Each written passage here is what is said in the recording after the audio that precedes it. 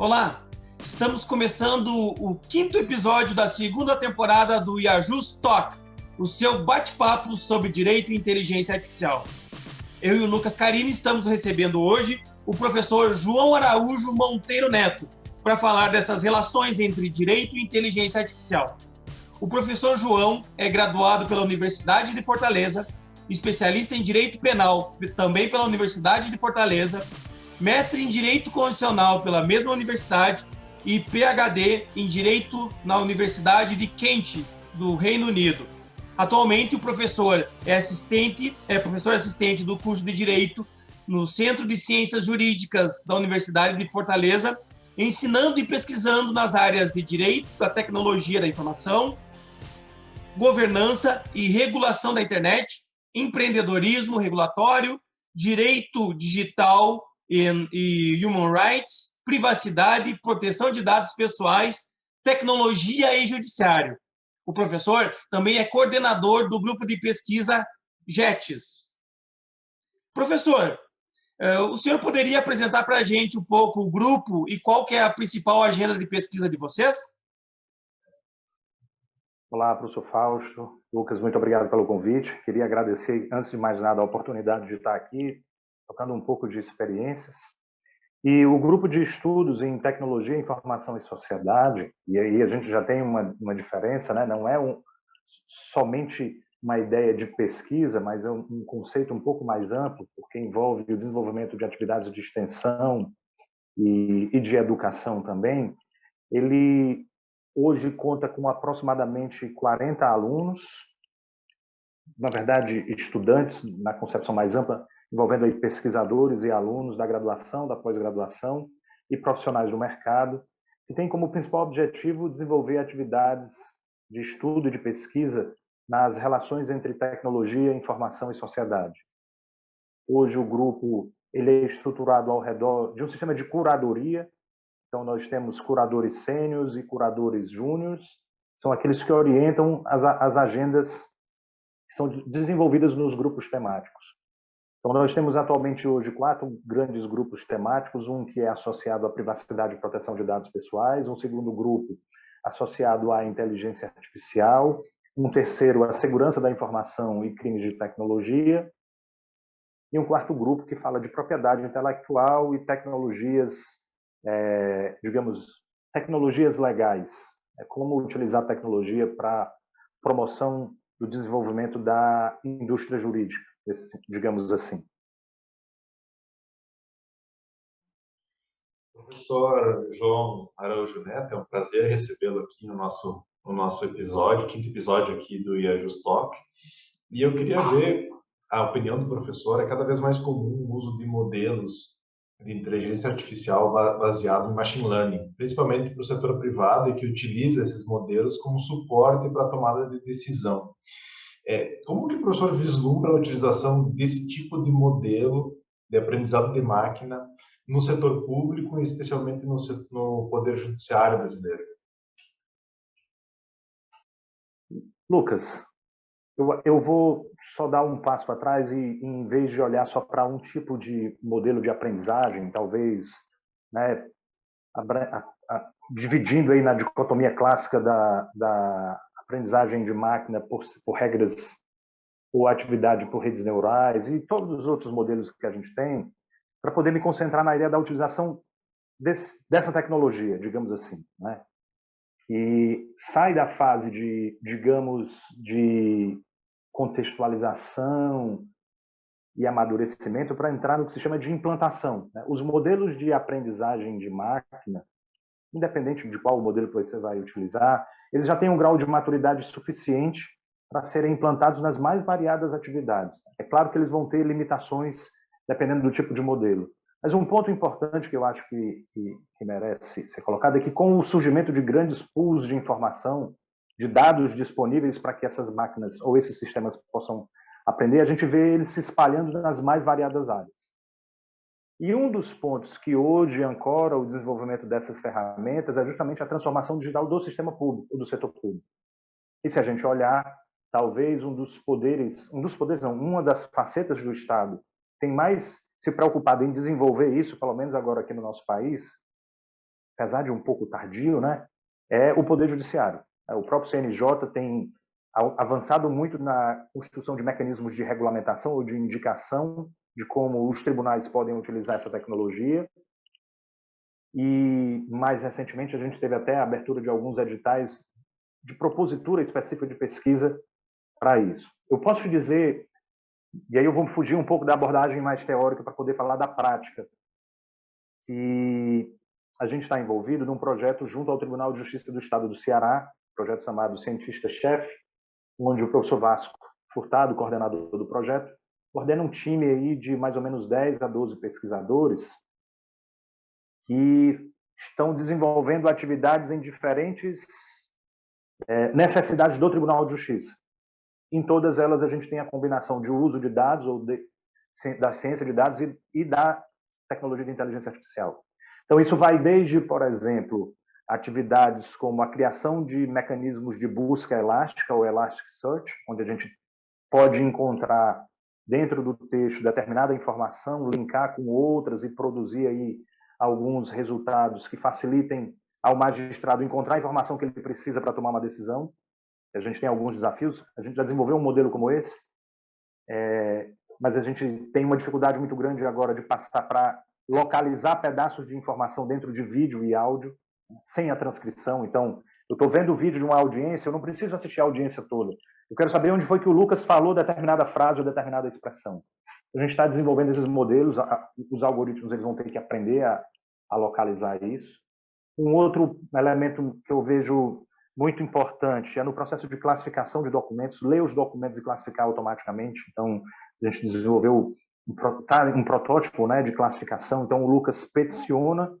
Ao peticionar, ele faz a classificação lá nas classes do CNJ de que isso é uma execução, coloca um assunto.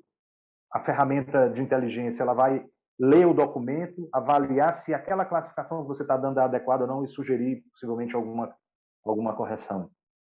A gente tem atividades e a tecnologia ela pode ser utilizada para otimizar movimentações processuais, ou seja, no momento em que eu entro com a ação, o juiz ou membro do Ministério Público produz uma movimentação, ele já automaticamente prevê qual é o caminho ideal, quais são os dados que devem ser realizados e já starta esse processo de comunicação para as partes.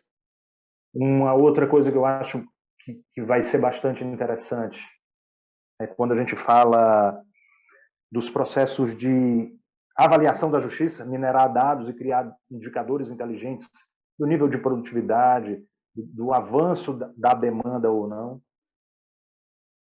E um outro elemento que eu acho que vale a pena mencionar é a capacidade de construir resumos, né? Talvez uma das grandes dificuldades do processo judicial hoje é que a gente tem um volume muito grande de informações e você pode treinar algoritmos ou mecanismos de inteligência artificial para fazer o resumo de uma determinada petição, ou o resumo de um determinado documento, ou o resumo de determinada manifestação do Ministério Público. Então, a utilização ela vai nesse sentido. É claro que hoje a mais falada, e eu acho que todos que acompanham essa temática observam, são os processos de automatização. E isso é um ponto de não retorno, digamos assim. Como a nossa Constituição tem cláusulas de não retorno, ela diz que a gente não pode voltar, por exemplo, para um cenário de tortura. A utilização de tecnologia para automatizar processos judiciais, ela é uma situação de não retorno. No sentido de que, se você observa alguns frameworks, como da própria OECD ou do Banco Interamericano de Desenvolvimento, eles querem calcular qual é o nível de automatização do processo. É um indicador calcular quanto daquele processo pode ser automatizado e o que é que já foi. Em vez do Lucas ter que ir lá, abrir o sistema, clicar numa movimentação e dizer que aquela movimentação aconteceu, o que eu posso ter hoje são alguns robôs. E a gente tem já algumas iniciativas. Para atividades simples, como, por exemplo, de baixa de um processo, ou para atividades simples, para poder informar que já aconteceu o trânsito julgado, a gente já desenvolveu, o time coordenado pelo professor Carlos Caminha, desenvolveu alguns robôs que estão sendo testados. A gente tem aí um ganho de tempo de mais de 70%, 75% nessa atividade. E aí eu tenho um servidor que pode ser utilizado para atividades, digamos, onde o judiciário precisa de mais apoio, né? Gente pensando, tentando otimizar decisões, ao invés de fazer atos repetitivos. Acredito que isso são alguns exemplos, né? Existem outros, mas aí o professor Fausto provavelmente vai entrar nessa discussão de que será que um dia a gente pode ter algumas atividades de decisão tomadas por robôs ou por ferramentas automatizadas, como a gente está discutindo. Perfeito, professor João. Como a gente entrou nesse contexto de discussão da automatização e utilização da inteligência artificial no Poder Judiciário, eu acho que cabe muito bem nós discutirmos aquelas questões que a filosofia do direito vem produzindo quando busca entender essa incorporação da tecnologia no Poder Judiciário, essa automatização e também o uso da inteligência artificial. E uma das grandes dicotomias nas discussões atuais seria nessa ideia do direito conduzido pelo texto ou o direito conduzido por dados, aquela ideia de text driving ou do data driving. O professor poderia explicar um pouquinho essa diferença e como o professor enxerga ela? Essa é uma discussão interessante, né, professor? Que sustentaria aí muito da argumentação de que quem pode tomar decisões é o ser humano, né? Que ao interpretar o texto, eu vou expandir, interpretar o contexto do caso, ele estaria mais adequado a compreender os pequenos detalhes ou o que a gente chama, às vezes, as chamadas descrições de bordas suaves, né? Que somente a percepção humana, ao avaliar o texto, teria a capacidade de interpretar isso de forma mais justa, onde eu olho para um contexto individualizado daquela demanda, enquanto no data driving ou driven eu ia olhar para o conjunto de informações anteriores, o que é que dados de situações parecidas com aquele caso eles vão nos trazer, e o algoritmo aprenderia os padrões de decisão e tomaria essa decisão com base no padrão anterior. A gente ignoraria aquela ideia de que cada caso é um caso. O que eu me pego muitas vezes, e aí é só uma provocação também, me questionando se não seriam os dois os mesmos, digamos assim, teriam a mesma raiz, o mesmo fenômeno. Porque você avaliar o que está descrito num texto ou os detalhes do caso, você está avaliando um conjunto de dados. E quando você faz essa avaliação, você acaba olhando para outros elementos de suporte ao seu decidir. Você vê como esse mesmo caso foi tratado numa situação pretérita, ou experiências da sua própria vida. Que aí eu vou cortar aqui um pouco a conversa para poder lhe automaticamente provocar, né? Que é a ideia de que será que só quem pode decidir é o ser humano? Será que uma máquina não pode decidir? Ou um algoritmo programado e treinado para tomar decisões não poderia tomar decisões com o mesmo nível de credibilidade do ser humano? E aí eu gosto de colocar essa discussão da credibilidade, porque eu acredito que o debate sobre a transparência, na minha leitura, é um debate, às vezes, equivocado ou até enviesado.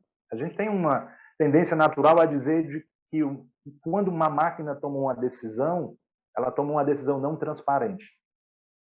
Tanto é que uma das grandes conversas sobre gestão de algoritmo, ou governança de algoritmo, é a necessidade de construir um modelo FATS, né?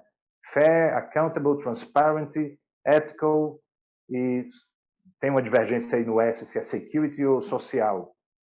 O que a gente observa na questão da transparência, professor Fausto, é que decidir é um ato muito subjetivo. E quando a gente fala num processo judicial, é muito subjetivo.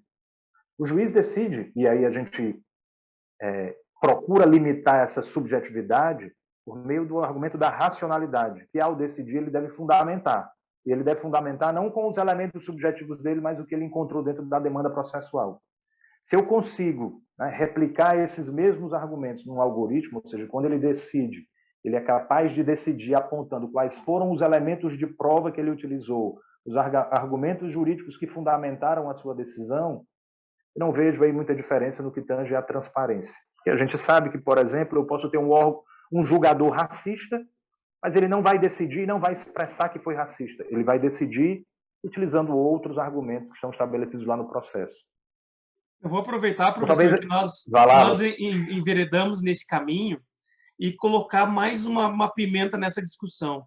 Muito se fala que a grande diferença entre o ser humano decidir e a máquina decidir é que o direito demanda sempre uma lógica que seria a lógica do razoável. O que o professor compreende essa dicotomia? Será que a máquina, em algum momento, ela tem a capacidade de dizer a lógica do razoável? Existe um espaço no direito que não comporta a lógica do razoável? Fica aí a provocação.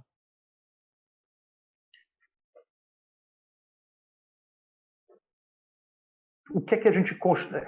É uma discussão, digamos, muito mais justa filosófica, né? De filosofia, de tentar, mais uma vez, se colocar dentro do contexto do homem, que somente ele pode ser razoável. Mas a gente não tem, e aí quando transforma para dentro do processo de aprendizagem de uma máquina, e aí é uma pergunta que eu acho que a gente precisa passar mais tempo para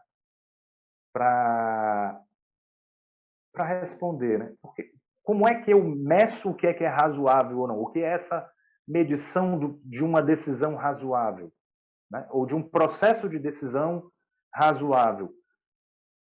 Como é que eu construo um julgador, eu avalio um julgador acerca da sua razoabilidade?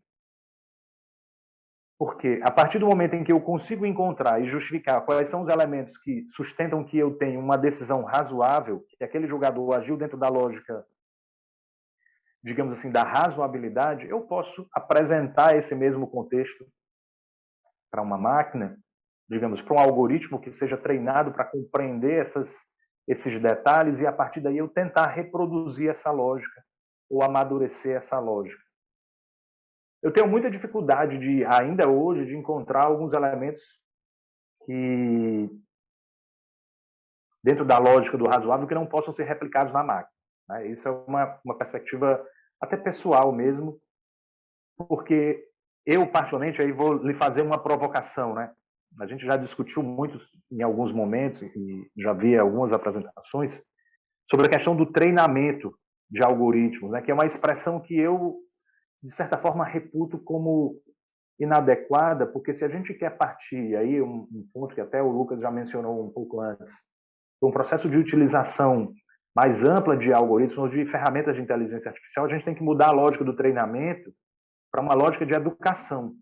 Eu tenho que educar o processo de formação desses instrumentos. E um dos grandes pontos que eu acho que a gente ainda está muito longe desse debate é que, assim como o ser humano é educado, e a gente pode fazer uma lógica com o processo de formação do ser humano, nós, quando vamos para a escola, a gente não aprende o que a gente quer.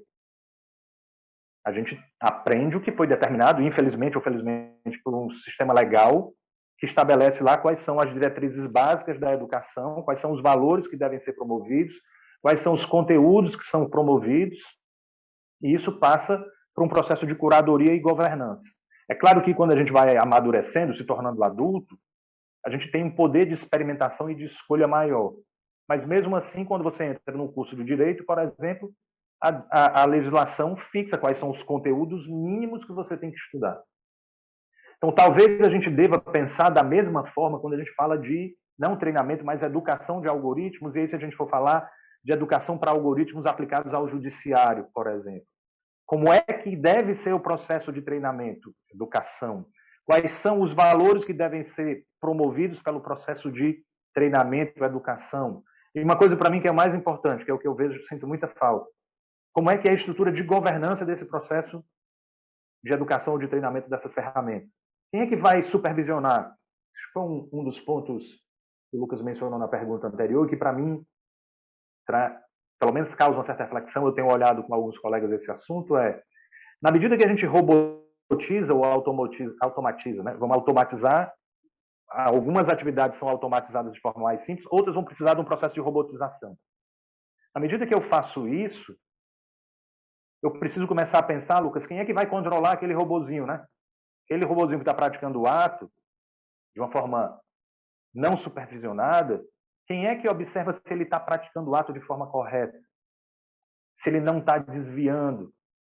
Como é que a gente estrutura essa governança aí? Então, hoje, a gente tem no programa lá de pós-graduação em informática aplicada, um aluno, o que está justamente propondo essa ideia de construção de mecanismos e de um conjunto de valores para a governança desses robôs, de fiscalização, de avaliação. E isso já é um desafio muito grande, que eu tenho que construir um robô para avaliar se outro robô está agindo de forma adequada dentro do padrão legal.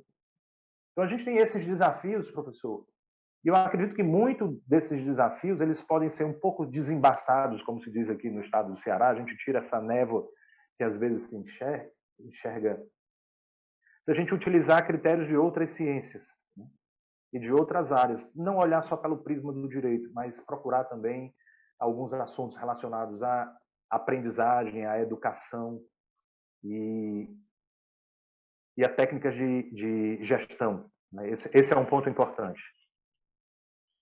Eu confesso que eu dá vontade de ficar só escutando, né? Porque eu fico encantado, de fato, com a discussão que vocês estão travando e com esses temas extremamente relevantes. E um pouco nessa linha desse raciocínio que vocês acabaram desenvolvendo, pensando em aplicações de inteligência artificial aplicadas ao Poder Judiciário e trazendo à mente, né, esses conceitos de quem toma a decisão, se a máquina pode tomar a decisão ou não, essa necessidade que nós temos no direito de justificar ou fundamentar essa decisão, e ainda essa questão de atender, essa necessidade de atender o princípio da transparência. Eu queria ouvir um pouco do professor, porque existe a inteligência artificial supervisionada e a não supervisionada. E muitas vezes a não supervisionada, ela nos traz, quando vai analisar um Big Data, ela traz alguns resultados que nem mesmo o ser humano pensou. Por exemplo, o Kai-Fu Lee, ele traz isso no livro dele, que ele fala que, às vezes, no caso lá na China, né, tinha o WeChat, e quando eles foram desenvolver uma aplicação para conceder crédito, eles verificaram que na quarta-feira, quem solicitava crédito na quarta-feira pagava mais, ou seja, pagava melhor. Ou seja, uma loja completamente diferente do ser humano que analisar, olha, o cara tem emprego, qual que é a renda dele, ele tem o nome escrito em algum no SPC, enfim. Não, a inteligência artificial analisou os dados e trouxe um resultado completamente diferente daquilo que o ser humano analisaria. Isso com uma inteligência artificial não supervisionada. Pensando essa lógica desses resultados na inteligência artificial não supervisionada, e comparando com esses requisitos de transparência, uma decisão fundamentada, indicar as razões da decisão, isso, de certa forma, invalida o uso pelo Poder Judiciário de uma inteligência artificial não supervisionada? Cara, é uma excepcional pergunta, né? Eu gostaria muito de ter a capacidade de te dar uma resposta assim de plano, de que haveria... Se a gente olhar para o sistema legal hoje, é claro que a gente vai ter obstáculos muito claros para a possibilidade de utilização desse tipo de mecanismo. De permitir, por exemplo, que artefatos que não sejam capazes de serem supervisionados ou que não sejam capazes de dar uma explicação razoável sobre qual foi o processo de decisão, porque isso é exigido do humano, e se a gente quer transferir isso para uma ferramenta automatizada, pelo menos hoje eu tenho que replicar esse mesmo modelo, de permitir que ele tenha uma fundamentação, e aí usando o termo do professor Fausto, né, razoável, né, de uma lógica razoável do que permitiu ele decidir. A gente teria uma dificuldade muito grande de utilizar isso no dia a dia. Agora, eu não vejo como um obstáculo intransponível. Mais uma vez, eu volto para aquela ideia da capacidade de governança e deixar muito claro quais são as regras aonde isso pode ser utilizado. Então, se a gente pega um aspecto interessante sobre isso, é usar isso não como um mecanismo de decisão, mas um mecanismo de orientação. Então, eu posso utilizar uma ferramenta como essa no desenvolvimento de um instrumento de apoio à mediação ou conciliação, onde a ferramenta ela vai olhar para o caso e vai dizer, olha, nesse tipo de caso aqui, a melhor abordagem para conseguir uma conciliação, ou o range de valores, ou talvez até o melhor dia para marcar a conciliação, como você está vendo, com um índice de sucesso maior, é esse. Ou então, para casos onde haja a discussão de um débito bancário, a maior parte, digamos assim, dos acordos que foram firmados aconteceram em sessões que foram realizadas nas terças-feiras ou nas quartas-feiras. Então vamos tentar utilizar isso. Só que eu fico com muito medo, e aí eu estou relendo o livro de novo, né, que é o Weapons of Mass Destruction, ou que é um trocadilho, né, armas de destruição matemática em vez de massa, porque um dos problemas que a gente tem na utilização desse tipo de algoritmo, né, desse tipo de ferramenta de inteligência, é que ele precisa estar constantemente sendo alimentado com novos dados para que ele possa ir verificando os novos padrões e não replicar algo que tenha sido, por exemplo, um caso pontual ou que uma tendência que já passou. E eu estava até lendo um artigo recentemente sobre o uso de dados no judiciário, onde uma das grandes dificuldades que a gente tem hoje é de minerar esses dados pelos diferentes padrões que existem, às vezes pela ausência de estruturação desses dados, para poder gerar insumo para esse algoritmo não supervisionado aprender. Vou só dar um passo atrás. Eu acredito que isso pode ser resolvido ou pode ser minimizado com uma questão, de novo, de governança mais efetiva.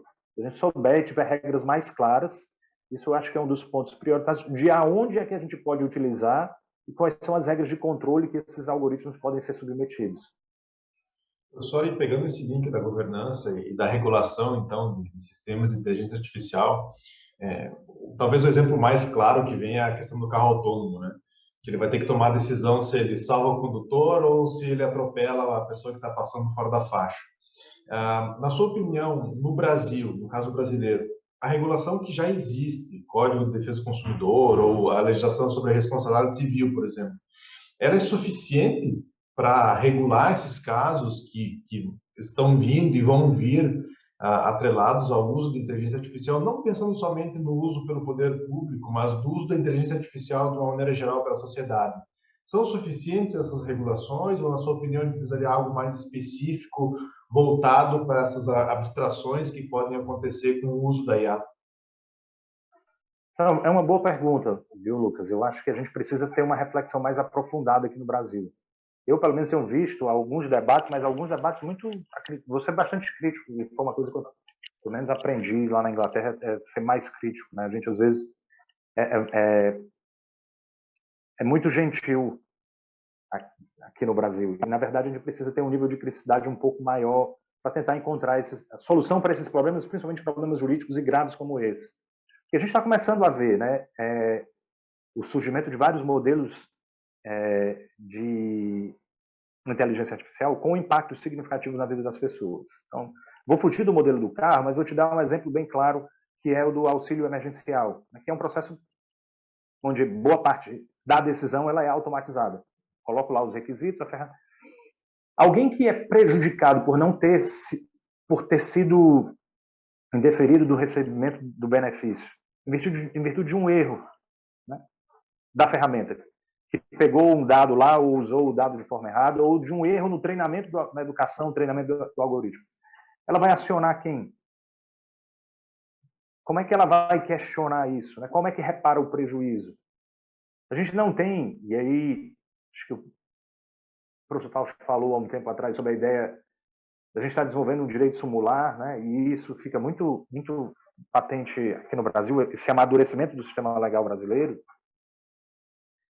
é de que a questão da responsabilidade civil precisa de guidelines. Talvez a gente não precise de leis, mas a gente precisa, como se tem muito no direito, né, do common law, no direito americano, no direito inglês, dos chamados testes, onde eu tenho uma série de critérios, onde, se o critério foi atingido, aí eu tenho uma responsabilização. Se o critério não foi, eu não tenho. Só que a gente precisa definir esses critérios, né? A gente tem muitos caminhos para a responsabilidade civil. A gente tem a teoria de que a responsabilidade vai ser do fabricante, sempre, ou de quem foi responsável pela criação do modelo.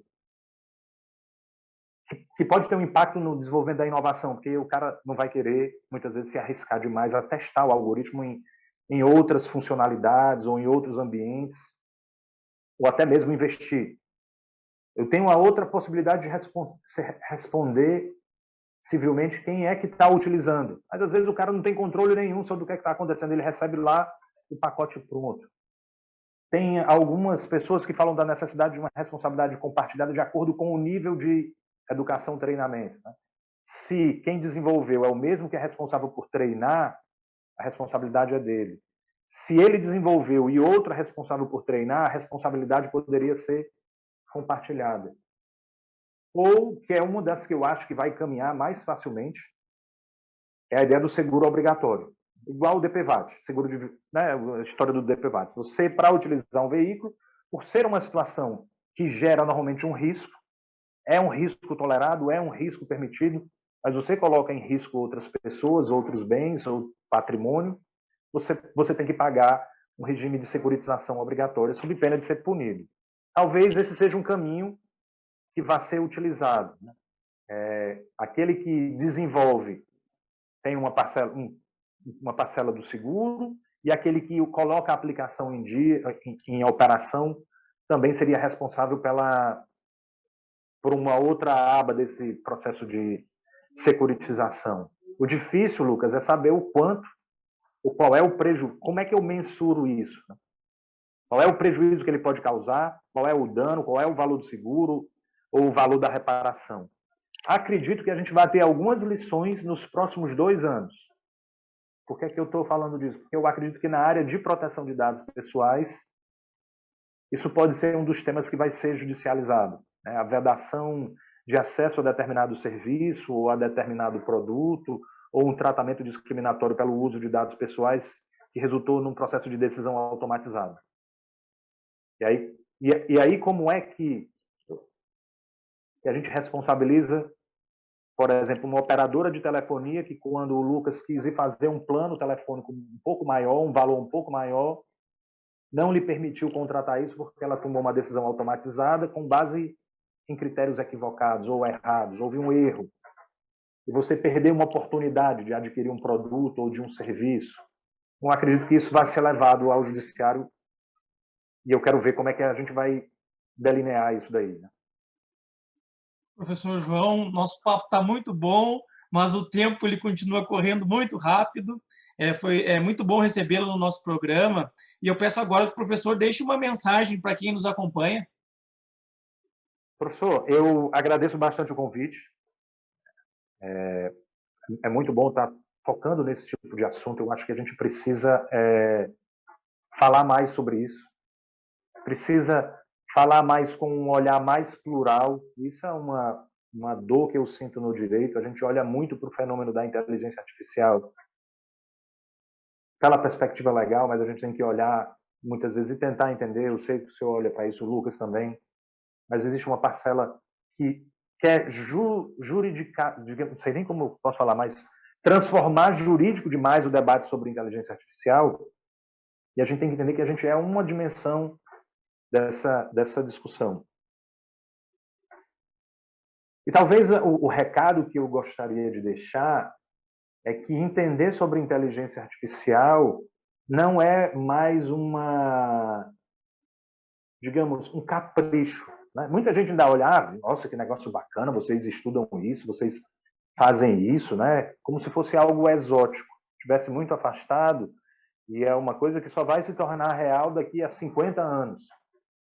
Eu acredito que já está aí, a gente já está numa era não mais do desenvolvimento inicial, mas da implantação de mecanismos de inteligência artificial e entender como isso funciona, seja do ponto de vista prático, seja do ponto de vista até teórico, entender quais são os argumentos por trás do processo de aprendizagem, do que é importante para regulamentar, é algo indispensável para quem vai pesquisar, porque a pesquisa no futuro toda a vida vai chegar em algum momento que a gente vai ter um artefato de inteligência artificial, no direito tributário, no direito penal, no processo penal, no direito civil, contratos, onde você quiser, seja na nossa profissão, e aí falando como advogado.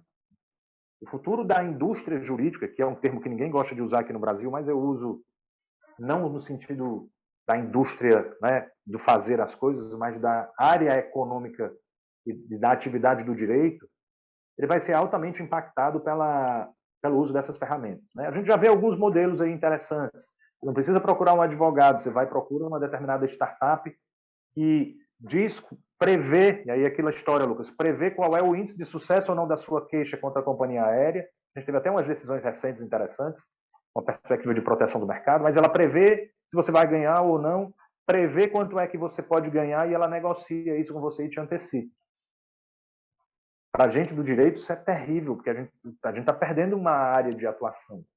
Mas eu li um relatório lá do Reino Unido bastante interessante, professor, que diz o seguinte, que a disrupção da IA no direito não vai ser causada pelos tribunais nem pelos profissionais do cenário jurídico.